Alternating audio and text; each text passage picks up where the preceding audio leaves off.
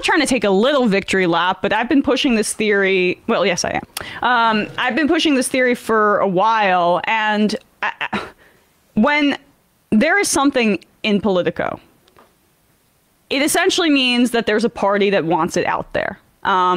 It's a glorified gossip rag. That doesn't mean that what it prints is wrong. It just means it always has an agenda. Right.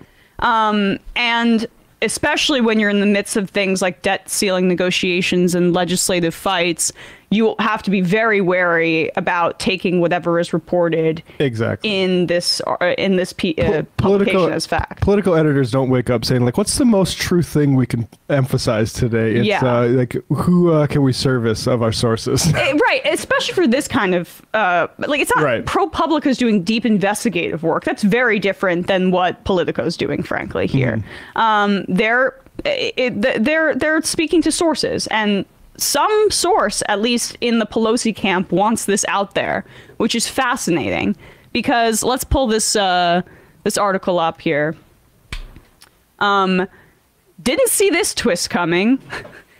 Nancy Pelosi's daughter is the aide to Dianne Feinstein, who returned last week to the Senate with a lot of fanfare, looking not so hot. And amid rampant speculation that she is suffering from dementia, a Slate reporter spoke to her. She didn't even remember or seem to remember her 2.5-month-long absence from the Senate. It's confirmed. Yeah, it's confirmed. I'm being very generous with this. But didn't see this twist coming here, that Nancy Corinne Prowda, she blended into the swarm around the legendary California Democrat. The San Francisco Chronicle made note of her presence, but left unnoticed amid the spectacle was the larger role that Prowda, the eldest child of former House Speaker Nancy Pelosi, has come to play in Feinstein's life as an 89-year-old. Has dealt with the absence of her deceased husband, the departure of trusted staffers, a nasty case of shingles, and spiraling concerns about her fitness for office. I mean, that's some pretty kind framing there.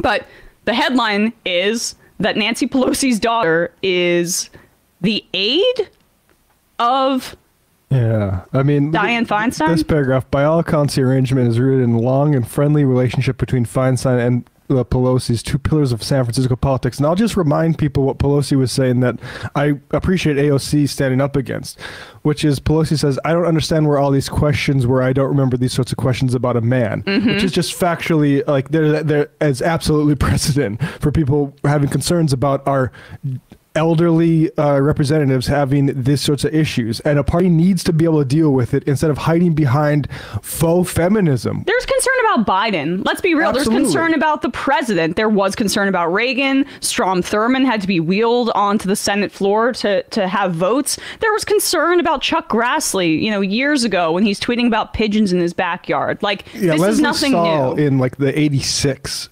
said like she was interviewing Reagan, and it's like he wasn't even there.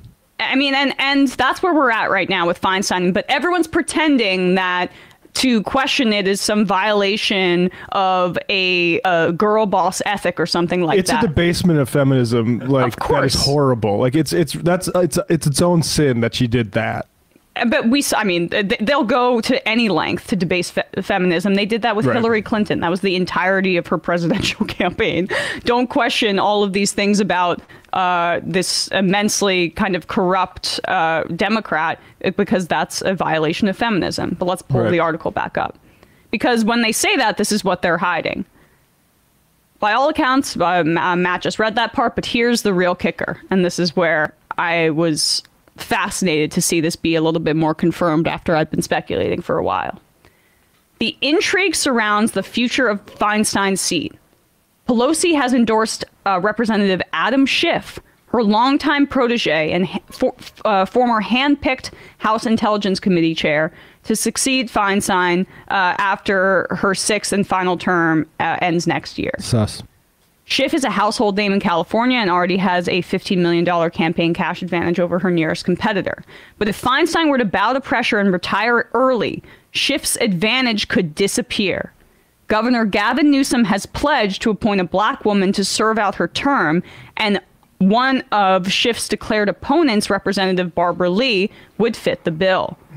If Di-Fi resigns right now, there's an enormous possibility that Barbara Lee gets appointed.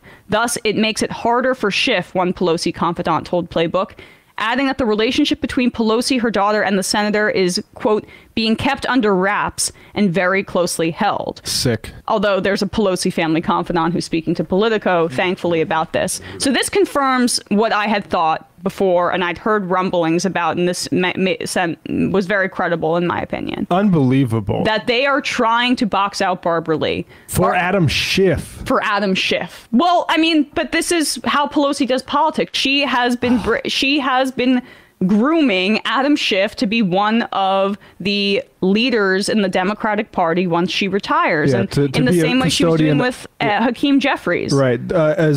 Which is to say, like Generation X custodians of the skeletons in the closet. Yeah, and I mean, and by far, Adam Schiff is the worst of the three options in terms of progressivism who are purportedly running for that seat in California. My sense is that there is probably some half-stepping on the part of Barbara Lee's campaign, and that I think she's launching this campaign to pressure the likes of Newsom to appoint her, because there's a sense that maybe she wouldn't spend a ton of time as the senator from California since she's in her 70s as well.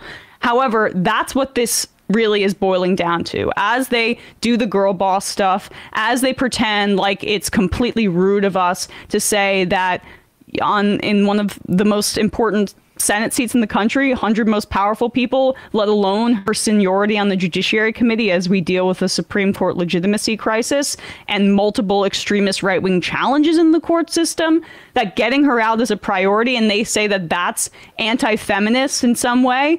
Just know that they're completely lying to you. Yeah. They're completely lying, because behind the scenes, it's all about trying to stomp out the prospects of two women, Katie Porter and Barbara Lee more specifically, trying to run for this seat in California. I mean, the problem for Newsom, and maybe Newsom's working with Pelosi on this, is that Newsom got some crap for appointing Padilla to Kamala Harris's seat when she became vice president. He had previously said that he was going to appoint a black woman. I don't understand why Democrats box themselves in like this. Just appoint the black woman, don't pre-announce it. It also undercuts them a little bit. I mean, Biden made that mistake with Ketanji Brown Jackson as well, in my opinion. But either way, he now feels essentially that he should be appointing a black woman to, if Feinstein does retire. And just based on Barbara Lee's service to the Democratic Party in that state, I mean, she endorsed Kamala Harris instead of Bernie Sanders last election cycle. She's played the game despite being more progressive than a lot of them. So she's the natural choice. I think that's why they're so hesitant. They don't want to give her a leg up against Adam Schiff. And if people see her act as senator, they'll get used to her being senator, and it does give her a leg up. That's how this kind of thing works. Man, I would like to not hear about Adam Schiff anymore. Well, he's probably going to win. I mean, because like this is the anti-democracy within the structure of the Democratic Party. They are. We saw this on the macro level with Bernie Sanders. They are consistently trying to beat back these kinds of progressives, and there's so much internal pressure, so many backroom deals that we'll never know about that are motivating these decisions. But Nancy Pelosi, despite not being speaker anymore, still very much pulling the strings, making her daughter the... I mean, I'm sure puppeteer? She's a puppeteer. I don't like. That's the person standing beside Pelosi here, probably making a lot of these decisions. It's Nancy Pelosi through her daughter acting as a shadow senator for Feinstein. Yes, I mean that's crazy. That's what is happening. That's anyway. Just when we thought she was out, she's back in. Now she's in the Senate. Yeah, by proxy. Somehow. About the Pelosi thing, I'm just thinking about this. Is this a play to get Pelosi's daughter in Schiff's seat?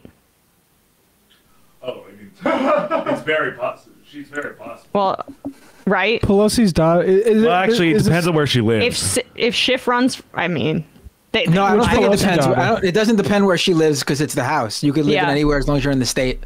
Oh, gotcha. Okay. Yeah, Or she could suddenly move to Burbank. Oh, I was. Of course she could. Yeah, coincidentally, I was just moving to LA from San Francisco. So the game here is keep Feinstein in for 18 months. Don't give Barbara Lee a leg up. Get Schiff elected.